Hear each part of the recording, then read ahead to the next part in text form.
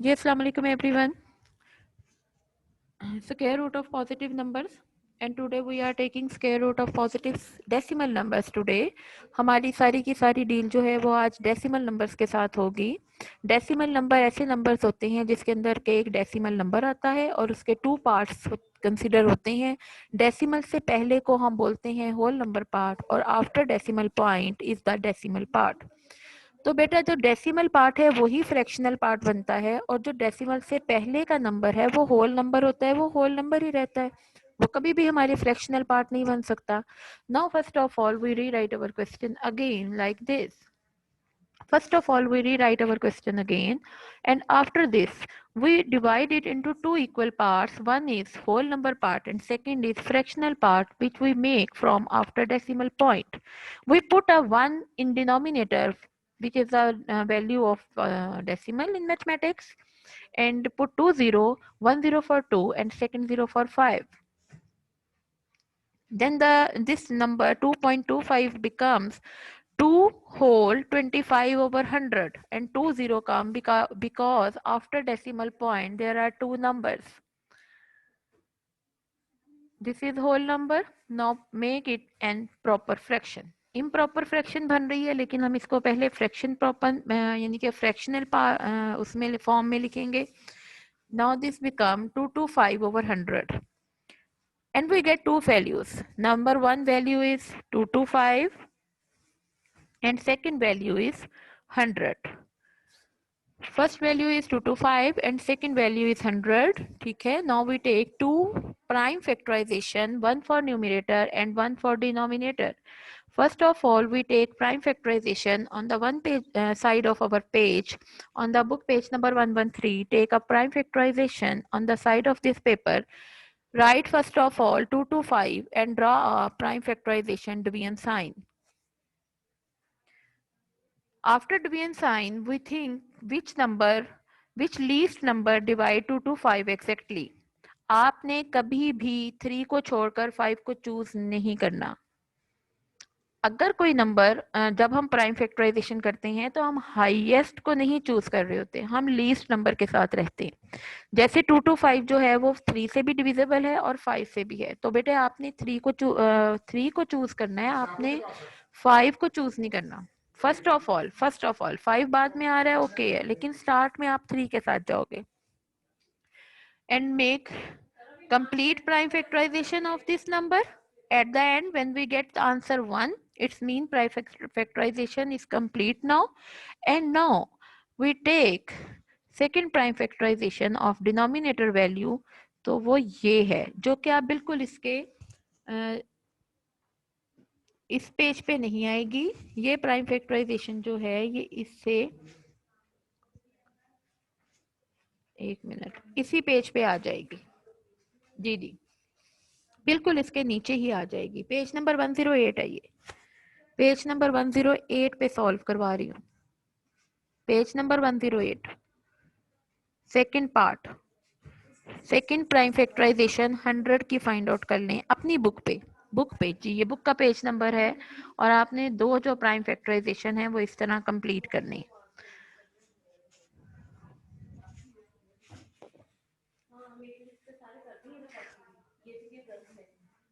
Now again come from the solution side.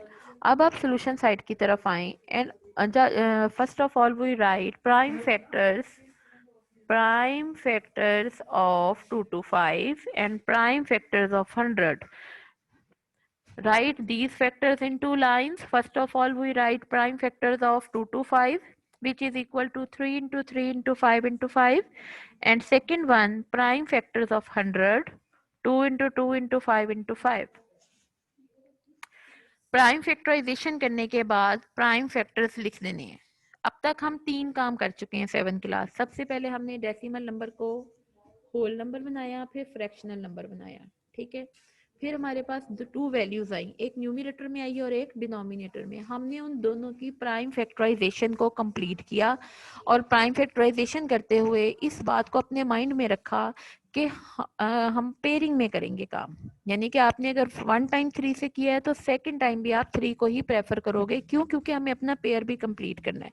फिर आपने third time अगर 5 को चूज किया है तो फोर्थ टाइम भी आपने 5 को चूज किया। इस तरह हमने पेयरिंग में अपनी प्राइम फैक्टराइजेशन को कंप्लीट कर लिया। प्राइम फैक्टराइजेशन कंप्लीट होने के बाद आप सबसे पहले अपने प्राइम फैक्टर्स को डिस्प्ले करेंगे कि हमारे पास प्राइम फैक्टराइजेशन जो है वो प्राइम फैक्टर्स जो हैं इन दोनों नंबर्स के वो क्या हैं। प्राइम फैक्टराइजेशन का काम कंप्लीट होने के बाद अब हम स्क्वायर रूट की तरफ आएंगे। अब हमने स्क्वायर रूट को सॉल्व करना है। कैसे सॉल्व करना है? जो हमारे पास प्राइम फैक्टर्स आए हैं ना, उनकी हेल्प से अब हम स्क्वायर रूट का आंसर फाइंड आउट करेंगे। फर्स्ट ऑफ ऑल, किसी भी फ्रैक्शन के ऊपर स्क्वायर रूट का साइन इस तरह डिस्प्ले करें कि वो न्यूमरेटर और डिनोमिनेटर दोनों को कवर कर रहा हो। आप मेरी स्क्रीन पे देख सकते हैं, बिल्कुल इसी तरह आप लोग ड्रॉ करें बेटे। खाली 2 to 5 के ऊपर स्क्वायर रूट जो है वो 100 को कभी भी कवर नहीं करेगा।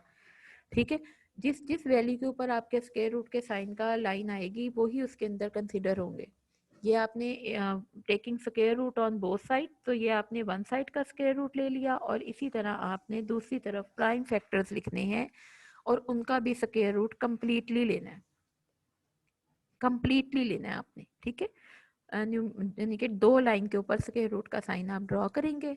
2 to 5 के जो प्राइम फैक्टर्स हैं वो हैं 3 into 3 into 5 into 5, और जो 100 है उसके प्राइम फैक्टर्स हैं 2 into 2 into 5 into 5।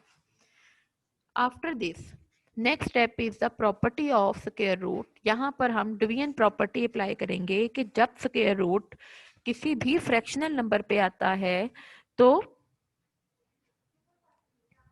किसी भी फ्रैक्शनल नंबर पे आता है तो हम क्या करते हैं बेटे कि हम न्यूमरेटर पे अलग से लगा सकते हैं और डिनोमिनेटर पे अलग से लगा सकते हैं। इसी तरह जब मल्टीप्लाई का साइन आता है ना, तब भी हम अपने स्क्वायर रूट साइन को हर वैल्यू के ऊपर सेपरेट भी कर सकते हैं और इकट्ठा भी लिख सकते हैं।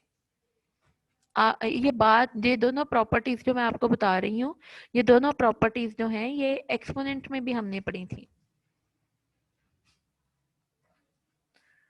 ठीक है, अब यहाँ पर जो मैंने ये देखें, ये जो 2 to 5 के ऊपर एक सेपरेट स्क्वायर रूट का साइन ड्रॉ किया है और 100 के ऊपर अब सेपरेट, यानी कि न्यूमरेटर पे अलग कर दिया और डिनोमिनेटर पे अलग से कर दिया। तो ये प्रॉपर्टी के अकॉर्डिंग है। और इसी तरह जब मल्टीप्लाई आएगा तब भी हम इस प्रॉपर्टी को अप्लाई कर सकते हैं। हमारी मर्जी, हम एक सिंगल सिंगल पे हम स्क्वायर रूट अलग कर दें, हम 2 2 पे कर दें, हमारी मर्जी हम 3 3 पे कर दें। तो वो हम जैसे भी हम प्रॉपर्टी को यूज करेंगे वो हमारी चॉइस होगी। अब यहाँ पर जो स्टेप मैं आपको बता रही हूँ, ये चूंकि लॉन्ग क्वेश्चंस हैं, पहले ही हम बहुत सा काम, कभी डेसिमल को फ्रैक्शन बना रहे हैं और कभी हम इस तरह इनको काम कर रहे हैं, तो उसके अंदर स्टूडेंट्स हम अपना एक स्टेप जो है वो शॉर्ट कर सकते हैं। यानी कि ये जो इसका स्टेप हाईलाइट है, इस स्टेप के अंदर देखो मैं 2 काम कर रही हूँ। एक काम क्या कर रहे हैं हम, first one, we separate the square root sign. ठीक है, separate for numerator and separate for denominator. 2 बार स्क्वायर रूट का साइन ड्रॉ कर रहे हो। सेंटर में आपकी जो फ्रैक्शन की लाइन है वो भी क्लियर नजर आनी चाहिए, और पेयर भी इसी स्टेप में बना रहे हैं।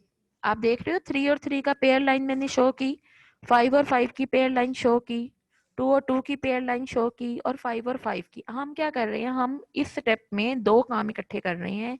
एक तो हम स्क्वायर रूट का साइन सेपरेट कर रहे हैं, and second one we show the pairs. हम पेयर्स को भी यहाँ पर ही शो कर रहे हैं।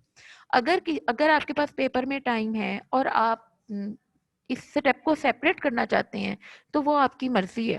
आप एक स्टेप में सिर्फ स्क्वायर रूट साइन को सेपरेट करें और उससे अगले स्टेप में आप पेयर को शो कर दें। तो ये आप अलग अलग भी कर सकते हैं, और अगर आपके पास शॉर्ट टाइम हो तो आप इसको सेपरेट इकट्ठा एक ही स्टेप में भी कर सकते हैं। Now 3 into 3 mean 3 square, 5 into 5 mean 5 square. और अब वो मल्टीप्लाई की प्रॉपर्टी अप्लाई करो। मल्टीप्लाई में भी स्क्वायर रूट की प्रॉपर्टी बिल्कुल उसी तरह अप्लाई होती है बेटे जैसे डिवीजन में होती है। डिवीजन में आप न्यूमरेटर डिनोमिनेटर पे अलग अलग करते हो, तो मल्टीप्लाई में आप चाहे आप 2 के ऊपर इकट्ठी डालो, चाहे 3 पे डालो, चाहे 1 पे कर दो। जहां भी मल्टीप्लाई का साइन आएगा हम अपने स्क्वायर रूट साइन को ब्रेक डाउन कर सकते हैं, वहां से ब्रेक करके उसको कर सकते हैं। ठीक है, अब 3 स्क्वायर इंटू 5 स्क्वायर, और दोनों के ऊपर सेपरेट स्क्वायर रूट का साइन आ रहा है। इसी तरह डिनोमिनेटर में दो पेयर बन रहे थे, 2 into 2 mean 2 square and 5 into 5 mean 5 square. Square mean multiply the given number 2 times. Now exactly हमें सबको ये मेथड पता है। Come on the next page, come on the next page, come on the next page, and we get answer 3 into 5. How we get it? Square cut with square root, 3 का square cut with that square root, 5 square cut with that square root, 2 square cut with that square root. हर जो square है वो अपने square root को cut कर रहा है, and the method behind this is कि स्क्वायर रूट की मैथमेटिकल वैल्यू इन पावर 1/2 होती है, तो 2 कट विद 2, और 1 पावर हम शो नहीं करते, इसलिए हमारे पास क्या आ गया, न्यू पेज पे आप सब आ जाएं। ये नेक्स्ट पेज का काम है।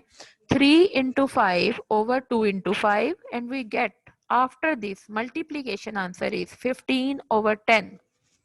3 5s आर 15 एंड 2 5s आर 10, 15 ओवर 10।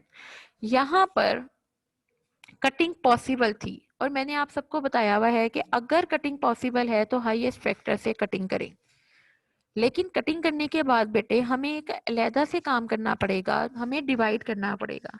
तो ये एक शॉर्टकट ट्रिक है मैथ के मैथमेटिक्स में कि अगर आपके डिनोमिनेटर में कभी भी 10 आए 100 आए तो कभी भी आप कटिंग की तरफ ना जाओ, आप डायरेक्ट पॉइंट पुट करो उसका।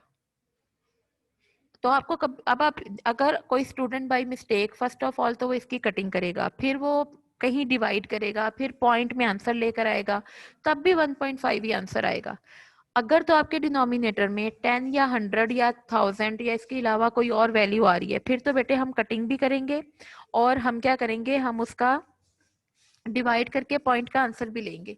लेकिन अगर आपके पास 10 या 100 आए तो 7 क्लास आपके ग्रेड की रिक्वायरमेंट है कि आपने कटिंग नहीं करनी, आपने अपने माइंड को यूज करना है और आपने डायरेक्ट पॉइंट अप्लाई करना है। कैसे पॉइंट अप्लाई करना है मैं आपको बताती हूँ। ये देखिए, ये जो 5 है ना, इसके नीचे है 0, ठीक है, इसका मतलब 5 एज इट इज आ रहा है, 5 एज इट इज आंसर में आएगा। आप सबको पता है कि पॉइंट की जो मैथमेटिकल या पॉइंट की जो मैथमेटिकल वैल्यू है वो 1 होती है। अब इस 10 के बाद ये जो 10 मैंने लिखा है, इस 0 के बाद जो 1 है इसका मतलब है पॉइंट। तो आपने 5 के बाद यहाँ पर पॉइंट पुट करना है, ये वाला, तो हम 1 एज इट इज आ जाएगा। अब हमने जो 15 था हमने इसकी कटिंग भी नहीं करनी और हमने इसकी डिवाइड भी नहीं करनी, हमने एक डायरेक्ट पॉइंट पुट करना है। तो हमारे पास आएगा 1.5, ये हमारे पास आंसर आएगा एट द एंड। कभी भी आपके पास डेसिमल का आंसर आए, आंसर को अच्छा सा डिस्प्ले करें। आंसर ओनली आंसर डिस्प्ले करने का एक नंबर होता है, ठीक है। आंसर को आपके पास फ्रैक्शनल आए, आपके पास कोई भी आए, आपने आंसर डिस्प्ले करना है, ठीक है। यहाँ पर हमारे पास क्वेश्चन कंप्लीट हो गया और उम्मीद करती हूँ कि आप सबको अच्छे से समझ भी आ गया होगा।